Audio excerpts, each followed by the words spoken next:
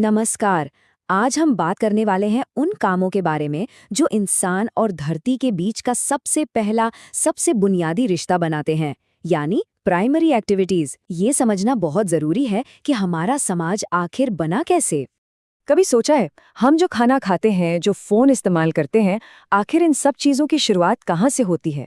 इसका जवाब वो हमेशा एक प्राइमरी एक्टिविटी में ही मिलता है, मतलब सीधे धरती से कुछ हासिल करना। तो ये प्राइमरी एक्टिविटीज हैं क्या? देखिए, आसान भाषा में कहें तो ये वो सारे काम हैं जिनमें हम सीधा सीधा नेचर से, कुदरत से कुछ लेते हैं, चाहे वो जमीन से हो, पानी से हो या फिर जंगलों से। यही हमारी पूरी इकोनॉमी की पहली सीढ़ी है, सबसे जरूरी। तो चलिए अब थोड़ा और गहराई में चलते हैं। ये एक्टिविटीज सिर्फ इतिहास की बात नहीं है, आज भी ये हमारी ग्लोबल इकोनॉमी की बुनियाद हैं। आपको पता है, भारत की ही लगभग 45 से 50% आबादी आज भी इन्हीं कामों से जुड़ी हुई है। तो शुरुआत करते हैं इंसान के सबसे पुराने काम से। जरा उस समय के बारे में सोचिए जब न शहर थे न खेत। हजारों साल पहले इंसान का जीना मरना शिकार और जंगल से चीजें इकट्ठा करने पर ही टिका था। और पता है, आज भी दुनिया के कुछ बहुत दूर दराज के कोनों में छोटे छोटे समूह इसी तरह जीते हैं, चाहे वो कांगो बेसिन के पिग्मी हो या फिर आर्कटिक के एस्किमो। ये लोग प्रकृति से बहुत गहराई से जुड़े हुए हैं। हालांकि ये भी सच है कि मॉडर्न दुनिया और जंगलों के कटने से इनकी जिंदगी पर खतरा बढ़ता जा रहा है। और फिर आया एक बहुत बड़ा बदलाव, खेती। ये वो छलांग थी जिसने इंसान की पूरी कहानी ही बदल दी। शिकार और संग्रहण छोड़कर इंसानों ने एक जगह बसना और अपनी जरूरतें उगाना सीखा, और यहीं से गांव, शहर और बड़ी बड़ी सभ्यताओं की नींव पड़ी। ये आंकड़ा देखिए, सच में चौंकाने वाला है। सोचिए, आज भी दुनिया की आधी से ज्यादा आबादी सीधे तौर पर खेतीबाड़ी से जुड़ी है। ये सिर्फ एक नंबर नहीं है, ये हमें बताता है कि अरबों लोगों की जिंदगी, उनका कल्चर, उनकी रोजी रोटी आज भी कितनी गहराई से जमीन से जुड़ी हुई है। अब खेती की बिना दो अलग अलग दुनियाएं हैं। एक तरफ है निर्वाह कृषि, जिसे हम सबसिस्टेंस एग्रीकल्चर कहते हैं। यहाँ किसान का मकसद बस इतना होता है कि उसके परिवार का पेट भर जाए। छोटे छोटे खेत होते हैं और घर के लोग ही मिलकर काम करते हैं। वहीं दूसरी तरफ है कमर्शियल एग्रीकल्चर, यानी वाणिज्यिक कृषि, जहाँ बड़े बड़े फार्म्स पर बाजार में बेचने के लिए फसलें उगाई जाती हैं। यहाँ टेक्नोलॉजी और पैसे का बड़ा रोल होता है। अच्छा, इसी निर्वाह खेती का एक बहुत ही पुराना और दिलचस्प तरीका है जिसे कहते हैं शिफ्टिंग कल्टीवेशन या स्थानांतरित कृषि। जैसा कि नाम से ही पता चल रहा है, ये एक जगह से दूसरी जगह घूमते हुए खेती करने का एक पूरा साइकिल है। तो ये होता कैसे है? बहुत आसान है। पहले जंगल के एक छोटे से हिस्से को काटकर साफ किया जाता है, फिर उसे जला दिया जाता है, जिससे जो राख बनती है वो खाद का काम करती है। फिर उस जमीन पर कुछ साल खेती की जाती है, और जब मिट्टी का उपजाऊपन कम होने लगता है तो किसान उस जगह को छोड़कर आगे बढ़ जाते हैं ताकि वो जमीन फिर से हरी भरी हो सके। इस तरीके के दुनिया भर में अलग अलग नाम हैं।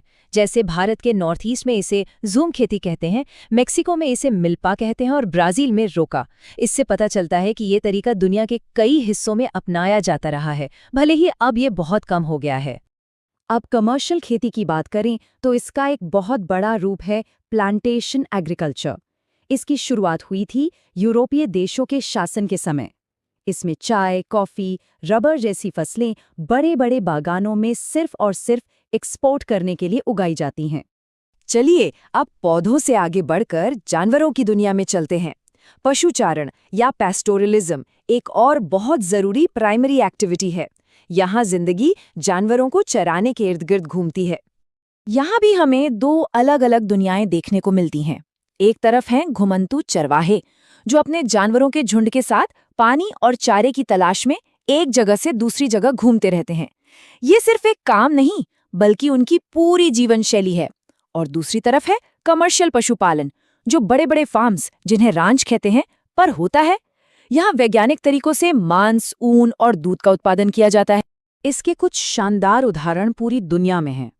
घुमंतू चरवाहों की बात करें तो अरब के बेडोइन या अपने ही देश में जम्मू कश्मीर के गुज्जर बकरवाल, इनके लिए पशुचारण सिर्फ काम नहीं, इनकी पूरी पहचान है।